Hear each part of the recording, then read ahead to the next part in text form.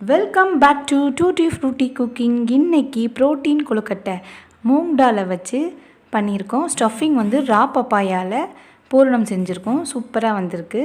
அதுக்கு 1 கப் மூங்டால் எடுத்திருக்கேன், 1 கப்பு துருவின பப்பாயா.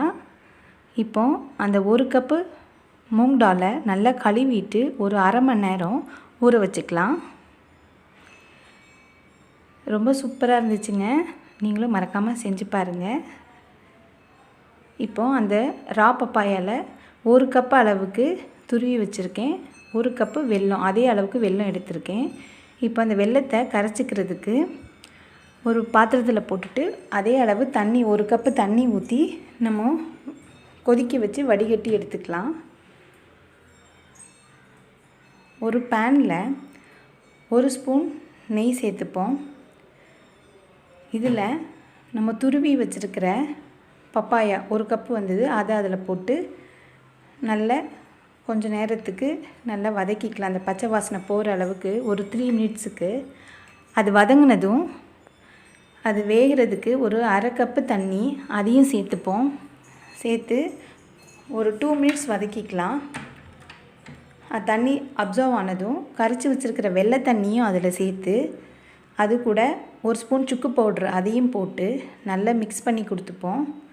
நான் ஒரு 3 பாதாம் உடச்சி வச்சுருந்தேன், அதையும் போட்டு ஒரு 3 மினிட்ஸ்க்கு நல்லா மிக்ஸ் பண்ணோம்னா நல்லா சுருண்டு வந்துடும்.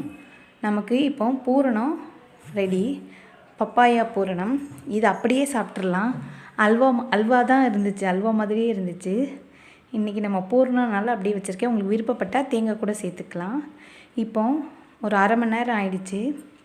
நம்ம அந்த ஊறின பச்சை பருப்பை இதில் போட்டு மிக்சியில் போட்டு கொஞ்சமாக உப்பு சேர்த்து, மேல் மாவுக்கு உப்பு போடுற மாதிரி சேர்த்து நைஸாக அரைச்சி எடுத்துப்போம். இங்கே பாருங்கள், நல்லா நைஸாக அரைச்சி எடுத்தாச்சு. இப்போ ஒரு பேனில் 1 ஸ்பூன் நெய் ஊற்றிக்கலாம். அதில் வந்து இந்த அரைச்ச பாசிப்பருப்பு மாவை சேர்த்துப்போம்.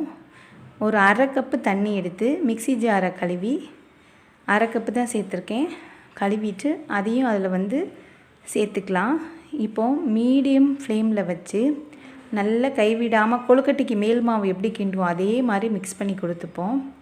இது கலர் டல்லாக இருந்தனால எல்லோ ஃபுட் கலர் சிரப் வந்து ஒரு 3 ட்ராப் சேர்த்துருக்கேன். நல்லா மிக்ஸ் பண்ணி கொடுப்போம். ஒரு 10 நிமிஷத்துக்குள்ளேயே நமக்கு வந்து நல்ல இந்த மாதிரி திக்காக வந்துடும். மிக்ஸ் பண்ணிக்கிட்டே இருக்கணும். லேசாக கையில் தண்ணி தொட்டி பாருங்கள், ஒட்டாமல் வந்துச்சுன்னா நமக்கு மேல் மாவு ரெடி. நல்லா மிக்ஸ் பண்ணி கொடுத்துக்கலாம். இப்போ நல்லா வெந்துடுச்சு, கையில் ஒட்டலை. இப்போ இந்த நேரத்தில் நம்ம இதை இன்னொரு பிளேட்டுக்கு மாற்றிடலாம். இதுக்கு மிக்ஸ் பண்ணி கொடுக்கும்போது அடி பிடிக்காமல் மிக்ஸ் பண்ணி கொடுக்கணும். அதான் மீடியம் ஹீட்டில் வச்சு பொறுமையாக மிக்ஸ் பண்ணி கொடுத்துக்கலாம். இப்போ அதை கொஞ்சம் ஆறதுக்கு வச்சுப்போம். நம்ம பூர்ணம் ரெடியாக இருந்ததை நம்ம எவ்வளோ பிரித்து வைக்க முடியுமோ அந்த அளவுக்கு கொழுக்கட்டைக்குள்ளே வைக்கிற அளவுக்கு நம்ம பிரித்து வச்சுக்கலாம்.